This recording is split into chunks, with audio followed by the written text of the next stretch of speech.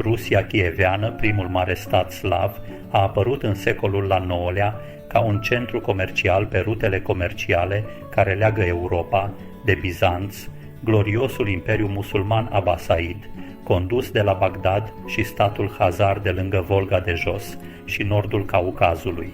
La apogeul său în secolul al XI-lea, Kievul a fost centrul conducător al celor mai mari entități politice din Europa medievală și unul dintre cele mai splendide orașe din lume. Populația sa în anul 1200 a fost estimată la mai mult de 50.000 de locuitori. Prin comparație, Parisul avea la aceeași dată aproximativ 50.000 de locuitori, în timp ce Londra avea aproximativ 30.000. Situată la punctul de întâlnire dintre pădurile de pini de la nord și pădurile de stejar și foioase la sud, Kievul a crescut pe malul vestic abrupt al râului Dnipro. De-a lungul dealurilor, râpelor și lungilor inundabile, modelate de râu, precum și de râurile mai mici, Libid și Poceaina. Numit Mama orașelor, originile Kievului sunt obscure și învăluite în mit. Potrivit cronicarului Nestor, 3 frați dintr-un vechi trib slav s-au stabilit pe dealuri separate și au construit un oraș în onoarea fratelui mai mare Chi, de aici și numele orașului Kiev. La mijlocul secolului al IX-lea, triburile slave care locuiau în regiunea Kievului au format un stat numit Rus, Rusa în latină. Acest stat, denumit în istoriografie statul Kiev, a cucerit treptat regiunile învecinate și a devenit în acest fel cea mai mare putere din Europa de Est, extinzându-se pe o suprafață de peste 1.000.000 de kilometri pătrați.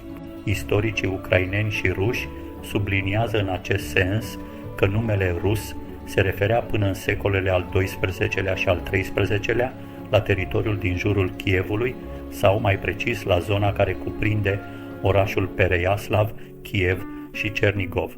Cu alte cuvinte, până în secolul al XIII-lea, acest nume reprezintă doar centrul și nordul Ucrainei de astăzi. Celelalte regiuni, în special principatele Polotsk, Smolensk, Novgorod și Rostov, nu au fost numite rus. Trebuie remarcat în acest moment că aici, pe acest teritoriu numit rus, numele Ucraina a luat ființă în secolul al XII-lea. Cea mai veche mențiune a numelui se găsește într-o cronică care datează din 1187.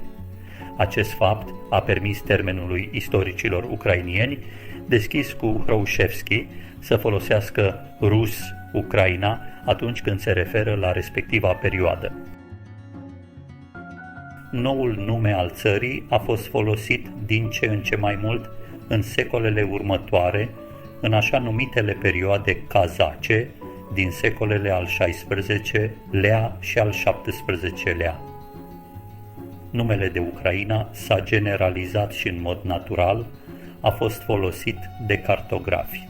Astfel, inginerul și cartograful francez Guillaume Levasseur de Beau, care petrecuse 17 ani în serviciul regelui Poloniei, Jean Casimir, și care a stat de multe ori în Ucraina, a făcut hărți ale acestei țări și a publicat renumita sa Descriere a Ucrainei la Rouen în 1651. Mai mult, Hroușevski a identificat clar trăsăturile majore care deosebesc statul Kiev de cel al lui Vladimir Moscova. Pentru început, cele două nu erau legate, deoarece statul Kiev, cu legile și cultura sa, era produsul unui anumit popor, al poporului ucrainian, în timp ce statul Vladimir Moscova era al poporului rus.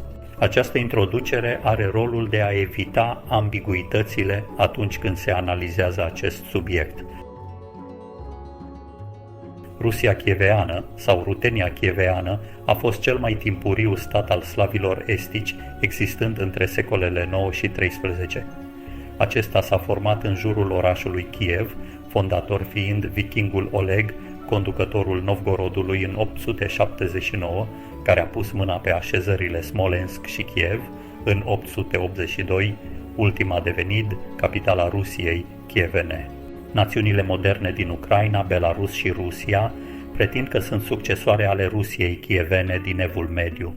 Trebuie făcută precizarea că așezarea Chievului exista deja în anul 862, când cronicile vorbesc de venirea lui Ruric, fiind un loc de mare importanță, atât militară cât și comercială.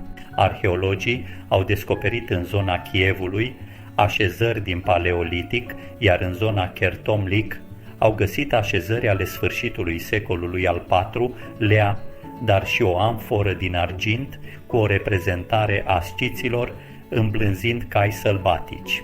Autorii greci fac la rândul lor diferite referiri la conducători ai știiților stabiliți pe aceste meleaguri. Numai prin secolul al VI-lea apar în zonă primele triburi slave, cum ar fi antaie și veneți, care vorbeau o limbă slavă. În conformitate cu însemnările din cronica vremurilor trecute, prima cronică a Rusiei chievene, se spune că un vareg, viking, pe nume Ruric, și-a așezat reședința în Novgorod, după ce a fost ales conducător comun al mai multor triburi slave și finice, pe la 860, după care și-a extins autoritatea și asupra Chievului. Atât originea statului Kiev, cât și cea a numelui rus, care a ajuns să îi se aplice, rămân subiecte de dezbatere în rândul istoricilor.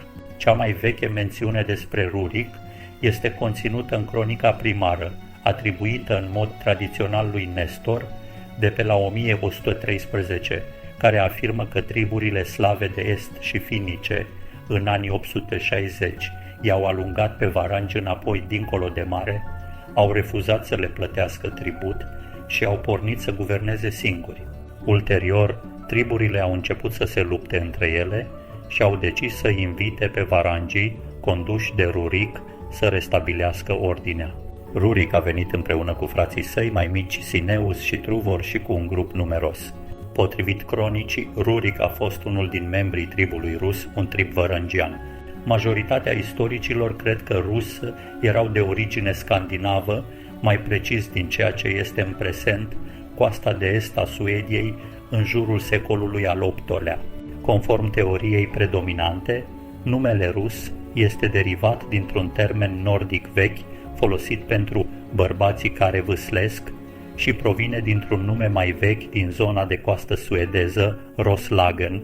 Cele de mai sus se apropie mai mult de o legendă, după cum vom vedea în cele ce urmează. Cert este faptul că Ruric nu apare în lista de monarhii succesivi, numită și lista regnală din secțiunea de deschidere a Codexului Hipatian, care este un compendiu de 3 cronici rusești, cronica primară, cronica chievană și cronica galic-volhiniană. Este cea mai importantă sursă de date istorice despre Rusia chieveană. În acest codex, lista cniazilor din Kiev începe cu Dir și Ascold, urmat de Oleg, apoi de Igor. În privința lui Ruric, istoricii au mai multe opinii. Unii despre că Ruric este de fapt Roric din Jutlanda, un rege danez din dinastia Skjoldung. Alți istorici cred că Ruric este regele suedez Eirike Mundarson. Există de asemenea o versiune conform căreia Ruric a fost liderul slavilor obodriți, slavii polonezi, și o altă versiune că Ruric a venit din insula baltică Ruian, care astăzi se numește Rugen. Alți istorici cred că de fapt nu a existat deloc Ruric. Până în secolul al XV-lea, niciunul dintre prinții ruși nu s-a numit Ruric, iar disputa despre identitatea lui Ruric a început în secolul al XVIII-lea. Identitatea liderului mitic Ruric rămâne obscură și necunoscută. Locul său de naștere original, istoria familiilor și titlurile sale sunt învăluite în mister cu foarte puține indicii istorice. Winston Churchill spunea: Rusia este un puzzle învelit în mister, învelit într-o ghicitoare. Originile rurichizilor sunt neclare, deoarece Ruric, un prinț varang care se presupune că a fondat dinastia în 862 prin chemarea varangiilor, este considerat un personaj legendar, mitic, și poate chiar în întregime fictiv de către o bună parte dintre istoricii de azi. Nicholas V. Riasanovski, profesor la Universitatea din California, Berkeley și autor a numeroase cărți despre istoria Rusiei, afirmă în 1947 că nicio sursă chievană anterioară cronicii primare, începutul secolului al XII-lea, nu știa de Riuric. În urmărirea strămoșilor prinților chieveni, ei s-au oprit de obicei la Igor. Ca exemplu, predica lui Hilarion din Kiev, despre lege și har din 1050, lăudându-l pe Volodimir I al Chievului, se întoarce doar la tatăl său Sviatoslav și la bunicul Igor al Chievului. Oamenii de știință s-au îndoit de mult de existența lui Rurik. Legăturile dintre Rurik, Oleg și Igor, așa cum sunt atestate în cronica primară și cronica I din Novgorod, nu prezintă dovezi clare. În toate cazurile, aceste două cronici se bazează pe legitimitatea unui anumit conducător, pe faptul că tatăl sau bunicul lor s-a așezat anterior pe tron la Kiev, dar nu se referă niciodată la Rurik. Potrivit istoricului Donald Ostrovsky, Biserica Rusă a dezvoltat acest concept de dinastie Rurik în scopul întăririi statului dinastic moscovit. Acest aspect este întărit de Plotnikova în Istoria unui mit, legenda dinastiei Rurik, care afirmă: pun referitor la falsificarea deliberată a istoriei, există niște consecințe pozitive, cum ar fi cazul miturilor incluse în conștiința națională și care au devenit componente cheie ale identității culturale și istorice. Dezvoltarea unui mit istoric pozitiv pentru orice stat, pentru orice națiune, este un proces inevitabil și dezirabil. Un exemplu poate fi mitologia istorică dinastică a rurichizilor din perioada Kiev și Moscova. Se pare că Rus din Kiev a fost în cele din urmă capabil să-și extindă controlul asupra celorlalte triburi slave și să organizeze noul stat. Dacă cei din tribul rus au fost scandinavi, ei nu ar fi putut fi suficient de numeroși pentru a înlocui caracterul slavon al poporului. Nu a trecut mult până când conducătorii au ajuns să aibă nume slavone, precum Sviatoslav. Acesta, în secolul al X-lea, a căutat să-și extindă controlul asupra nordului Balcanilor și poate că a visat să-și mute capitala la sud de regiunea Pământului Negru. Cu toate acestea, a fost ucis în cele din urmă de pecenegi, poate la instigarea împăratului bizantin Ioan Tzimiskes. Între Constantinopol și Kiev, relațiile au fost în general pașnice, chiar dacă au mai existat unele conflicte. Aproape în același timp și-a făcut apariția creștinismul. Era firesc ca cei mai agresivi misionari să vină din Constantinopol, căci ambițiile comerciale ale Kievului au condus la Marea Neagră, în care Imperiul Bizantin era suprem. Regina Ola, mama lui Sviatoslav, devenise creștină ortodoxă la mijlocul secolului al X-lea, dar păgânismul era încă prea puternic pentru ca ea să-i convertească pe Drujina, principalii războinici și consilierii ai regelui. Țara a fost convertită definitiv sub Volodimir sau Vladimir. La început, Volodimir, ca fiu mai mic al lui Sviatoslav, a trimis ambasadori pentru a investiga religia evreiască a hazarilor, mahomedanismul sau creștinismul germanilor și grecilor din Constantinopol. Trimișii au fost cel mai impresionați de splendoarea slujbelor din Marea Biserică Sfânta Sofia și, la întoarcerea lor, Volodimir a decis să ceară botezul patriarhului Constantinopolului, după care a construit prima dintre marile biserici din Kiev, Biserica Zecimii, cu ajutorul arhitecților greci. În zilele noastre, Biserica Zecimii din Kiev, biserică ridicată de Vladimir și Olga, a fost demolată în noaptea de 16 spre 17 mai 2024 de autoritățile ucrainene, pe motiv că instituția situată în clădire a răspândit narațiuni anti-ucrainene și lucrează pentru țara agresor de peste 14 ani la rând. În jurul anului 1000, Kievul a devenit rapid o replică la scară mică a Constantinopolului. Călugării greci au introdus în țară cultura, arhitectura și metodele de gândire bizantine. Mitropolitul Kievului era grec. Cu toate acestea, nu a existat nicio încercare de a forța limba greacă asupra poporului. Slujbele bisericești nu se țineau în greacă, ci în limba slavonă bisericească, care fusese dezvoltată de Sfinții Chiril și Metodie cu un secol mai devreme. Evlavia și zelul lui pentru răspândirea creștinismului i-au adus lui Volodimir titlul de sfânt și, prin urmare, s-a întâmplat ca numele său să apară în slujbele religioase și în cronici ca Vladimir, forma slavonă bisericească a lui Volodimir.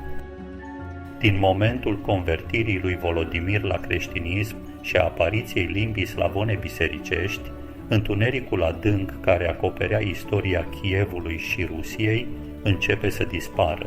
Dacă până la acest moment călugării ne-au oferit vederi confuze asupra istoriei anterioare, în care adevărul și romantismul se amestecau în mod ciudat, din acest moment istoria acestor meleaguri poate fi urmărită mai clar.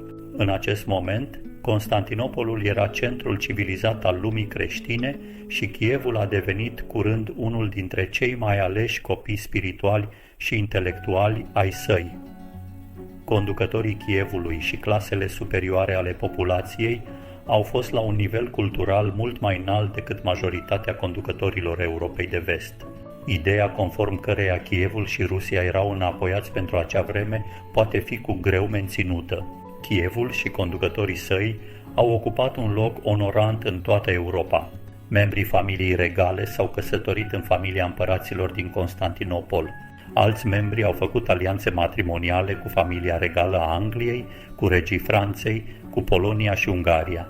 În secolul al XI-lea, schisma dintre bisericile de răsărit și de apus nu avuse loc încă.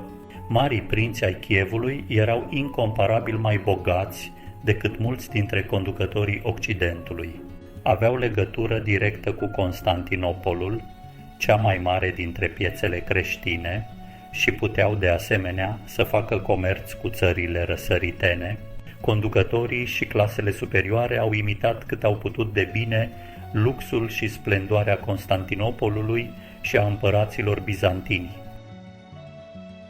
Fiul și succesorul lui Volodimir, Iaroslav cel Înțelept, pe la 1050, a ridicat prestigiul Kievului și al Rusiei și mai mult. Codul său de legi, Ruska Pravda, era excelent pentru acele vremuri. A încorporat ceea ce era mai bun din tradițiile slavone și scandinave, ne înfățișează un stat mare, cu clasele sale urbane și rurale, cu comerț, cu un standard ridicat pentru nobili, dar cu mult mai scăzut pentru clasele de jos și țăranii îndatorați. Noul stat nu avea granițe naturale pentru apărare. Numai acolo unde țara atingea munții Carpați era o graniță bine definită. În toate celelalte direcții, spre sud, est și nord-vest, pământul era deschis invadatorilor, situația care în timp de pace făcuse din Kiev centrul comerțului și îi adusese bogăție, în timp de război era extrem de vulnerabilă.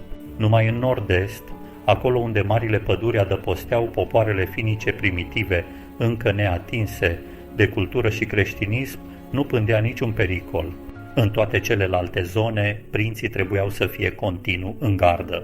Pericolul era cel mai mare la est, pentru că se confruntau cu trupele nomazilor extrem de mobile care puteau ataca prin surprindere. Inima statului era linia Niprului și atâta timp cât aceasta nu era tăiată, era posibil ca Kievul să existe într-o relativă securitate. În afară de aceasta, erau împrăștiate pe tot teritoriul țării diverse orașe mai mici, cum ar fi Cernihiv și altele, care serveau drept puncte de adunare pentru prinți și forțele lor. A existat o tradiție proastă a feudalismului timpuriu, prin care diversi prinți și forțele lor se simțeau practic independenți și capabili să sfideze voința conducătorului central. A existat și obiceiul la fel de nefericit prin care acel conducător, pentru a-i satisface pe membrii familiei sale apropiate, a împărțit pământul în diferite feude. Atât Volodimir cât și Iaroslav s-au supus acestei tradiții. Fiecare dintre ei fusese obligat să lupte împotriva propriilor frați și rude pentru a-și asigura controlul absolut asupra întregii Rusii și totuși fiecare dintre ei și-a împărțit la rândul său proprietățile între proprii copii, în așa fel încât o eventuală unificare a pământurilor presupunea reluarea cu fiecare generație a procesului. Biserica a fost singura forță care a reprezentat cu siguranță o unitate națională. Mitropolitul Kievului avea o oarecare influență și autoritate, dar era de obicei grec din Constantinopol și nu era întotdeauna interesat de anumite aspecte. Fiecare conducător ambițios a căutat să asigure capitala râvnită. Eforturile lor au epuizat țara și au slăbit-o serios împotriva agresiunii externe. Au fost prea multe cazuri în care prinții nemulțumiți și în luptă erau prea dispuși să caute ajutor străin și să facă alianțe cu una dintre puterile occidentale sau, și mai rău, cu nomazii din stepă, care s-au dovedit întotdeauna aliați nesiguri. Acest lucru a făcut ca în secolul al XII-lea să izbucnească un război civil aproape continuu și în decurs de un secol, mai mult de 30 de prinți s-au așezat pe tronul de la Kiev. În asemenea condiții, era firesc să existe o împărțire a statului. Anumiți conducători nemulțumiți și-au definit propriul lor teritoriu, chiar dacă erau forțați să acționeze ca conducători complet independenți și să încalce ordinele autorității centrale. Galiția, cea mai vestică porțiune a statului rus, a fost prima care și-a asumat independența practică. După vremea lui Iaroslav cel Înțelept, prinții din această zonă s-au impus ca conducători provinciali și și-au dedicat toate energiile pentru a-și întări propriile poziții în țară și în străinătate. Au încercat să se ferească de intrigile încurcate pentru stăpânirea Kievului și au lucrat în egală măsură pentru a-i împiedica pe ceilalți prinți să se amestece în propria lor zonă, astfel încât provincia să se bucure de o relativă pace timp de câteva secole. Abia după distrugerea Kievului de către tătari în secolul al XIII-lea, aceștia au căutat să-și pună autoritatea primordială asupra întregii țări. Exemplul Galiției a fost urmat de prinții de la Cernihiv și de mulți alții, astfel că teritoriul la baza căruia s-a aflat tribul rus a dispărut în mijlocul flăcărilor războiului civil sau în anarhia aristocratică. Ruina a fost accelerată de apariția tribului Polovții, un alt trib turc, care era mult mai puternic sub aspect militar și condus cu mai multă abilitate decât pecenegii. Pe tot parcursul secolului al XII-lea, ei au devastat țara aproape în voie și au fost siguri că vor găsi ca aliați pe câțiva dintre prinții în război care erau dispuși să le ceară ajutorul pentru un interes personal. Cea mai mare amenințare a venit însă din zona de nord-est, împădurită, care fusese înainte singurul loc sigur pe granite. Diferiți prinți, lipsiți de pământurile lor în rus, au urcat în zona din jurul izvoarelor Donului și Volgăi. Acolo, în mijlocul populației finice, și-au înființat domenii, fără a fi împiedicate de tradițiile constituționale și democratice care predominaseră la Kiev. În noile lor case, ei au reușit să creeze un stat complet autocratic și să distrugă acele drepturi și privilegii deținute de vechii drujini. De asemenea, au ajutat la dezvoltarea unor noi așezări, cum ar fi Suzdal și mai târziu Moscova. Cu timpul Moscova s-a separat de Kiev, în timp ce legăturile dintre Moscova și Constantinopol erau aproape inexistente. Pe de altă parte, râul Volga a devenit o rută de comerț și de călătorie către Marea Caspică și acest lucru a adus Moscova mult mai aproape de Armenia și Georgia, aflate atunci la apogeul lor politic. Arhitectura și arta au simțit rapid noile influențe. Tipurile de biserici care au fost dezvoltate la Kiev și Novgorod sub influența bizantină au făcut loc unor noi modele împrumutate de la est, cu basorelief pentru decorațiuni și cu forme arhitecturale mai simple. În 1169, prințul Andrei Bogoliubski a jefuit orașul Kiev. a fost cel mai destructiv dintre atacurile care fuseseră făcute împotriva capitalei din sud, pentru că această dată a fost o încercare de ruinare și nu de control. Tot ce era de valoare, fie el cu caracter ecleziastic sau civil, a fost luat și oștile încărcate cu pradă au reluat marșul către cetatea lor din nord, Suzdal, aproape de Moscova. Chiar și mitropolitul Kievului, șeful bisericii, a fost luat de către jefuitori. După prăbușirea Kievului, prinții Galiției au luat în câțiva ani titlul de mare prinț al Rusiei. Ei au ignorat noile principate și s-au străduit să continue vechile tradiții. Pentru Moscova și prinții din nord, această cucerire a însemnat transferul către nord a valorilor Kievului. Ei s-au numit cu mândrie Marii Prinți ai Moscovei. De acum înainte, cele două state au mers pe căile lor independente, în timp ce Kievul încă se lupta să repare daunele produse de jefuitori. A apărut un nou invadator. În 1224 a avut loc primul atac al forțelor lui Genghis Khan, stăpânul groaznic al Imperiului Mongol.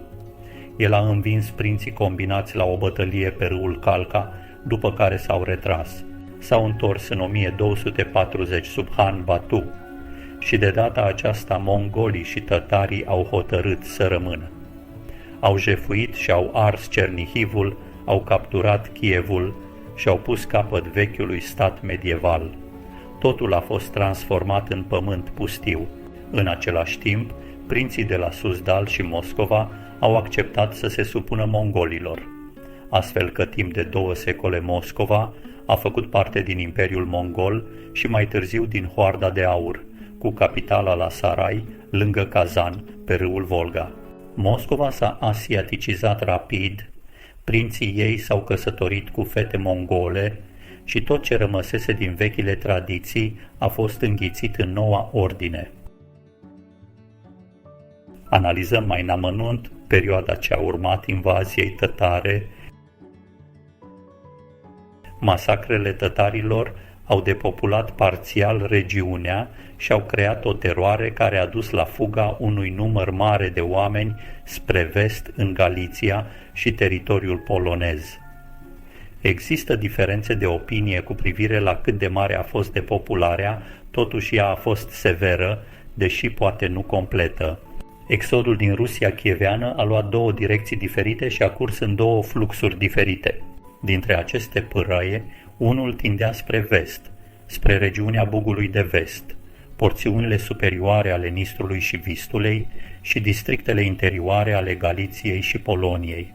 Această mișcare spre vest a avut un efect negativ asupra destinului celor 2 provincii rusești cele mai îndepărtate din acea direcție, și anume Galiția și Volhinia. Până atunci, poziția lor în ierarhia politică a teritoriilor rusești le-a făcut întotdeauna să fie considerate provincii mai mici. Când Roman, fiul lui Mstislav, a adăugat provincia la propriul său principat Volhinia, statul combinat a crescut mult în populație și importanță.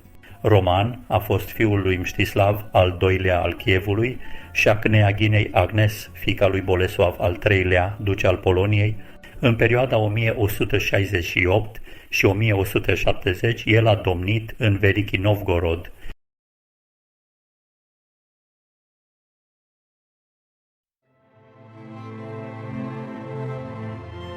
Un misionar catolic pe nume Plano Carpini, care a traversat teritoriul rus în 1246, în drumul său din Polonia spre Volga pentru a predica Evanghelia tătarilor, a consemnat în memoriile sale faptul că, deși drumul dintre Vladimir în Volhinia și Kiev a fost plin de pericole, din cauza frecvenței cu care lituanienii au atacat acea regiune, din partea rușilor nu a întâmpinat nicio problemă, pentru motivul că au rămas puțini oameni după raidurile și masacrele tătarilor.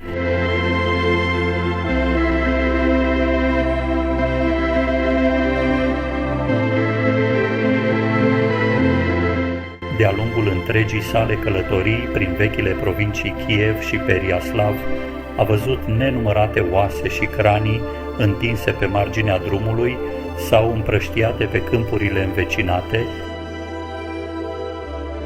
Chiar în Kiev, cândva un oraș populat și plin de măreție, a numărat doar 200 de case, fiecare adăpostind doar câțiva oameni, jalnici.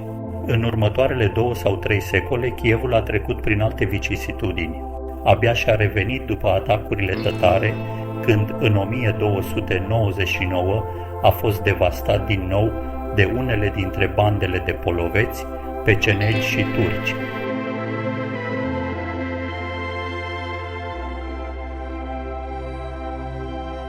Această descriere a călătoriei lui Plano Carpin prin teritoriile devastate de invaziile mongole și alte raiduri oferă o imagine profund tulburătoare a realităților din secolul al XIII-lea. Relatarea sa este una dintre cele mai timpurii mărturii occidentale despre distrugerea regiunilor est-europene și despre impactul devastator al cuceririlor tătare asupra populației locale. Plano Carpin, ca misionar și observator, a consemnat o perspectivă valoroasă pentru istoria acestor teritorii. Relatările lui scot în evidență cât de vulnerabile erau regiunile aflate la intersecția marilor rute migratorii și comerciale și cât de profund a fost impactul mongol asupra civilizației medievale din estul Europei. În această situație mai mult sau mai puțin gravă, provincii sudice ale Rusiei au fost anexate statului combinat Polonia-Lituania, așa că vechea Rusie chieveană devenise acum cea mai sud-estică provincie sau Ucraina.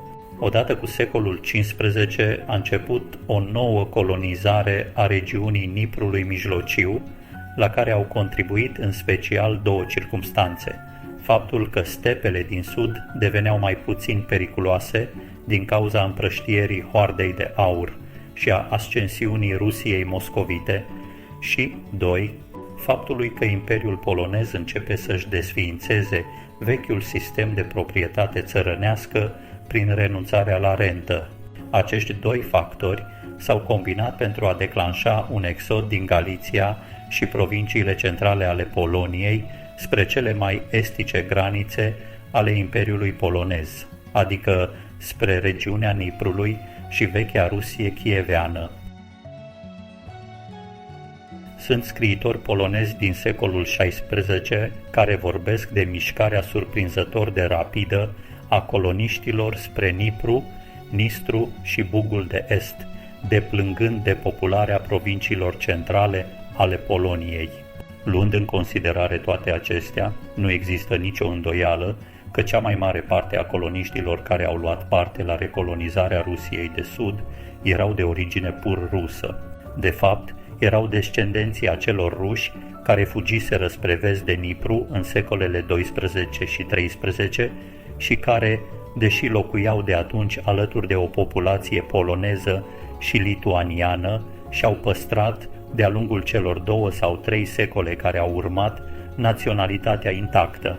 Limba noii populații a Ucrainei a dezvoltat anumite diferențe dialectice, în timp ce în alte părți ale Rusiei a fost afectată treptat în alte moduri de asocierea cu lechii, polonezii, lituanienii și triburile finlandeze. În plus, au apărut influențe ale germanilor și austriecilor și, deloc neglijabil, această regiune a primit, împreună cu Basarabia, un important număr de imigranți evrei. Cam în același timp în care s-a conturat Ucraina și Rusia mică, au început să apară și Rosia, Rusia mare, și maloruși, velicoruși și bieloruși. Limba și obiceiurile bielorușilor, care ocupau partea cea mai vestică a Rusiei la nordul Ucrainei, au fost treptat afectate de relații cu polonezii și lituanienii. În acest timp, moscoviții s-au răspândit în centrul și nord-estul Rusiei, au fost oarecum influențați de finlandezi și diversi alți locuitori din rasa fino-ugriană, cu care s-au amestecat și pe care i-au absorbit cu timpul. Aceasta a fost pe scurt originea celor 3 mari subdiviziuni ale poporului rus. Diferențele rezultate dintre ele, sub aspect cultural, sunt mai mici decât cele dintre unele triburi germane.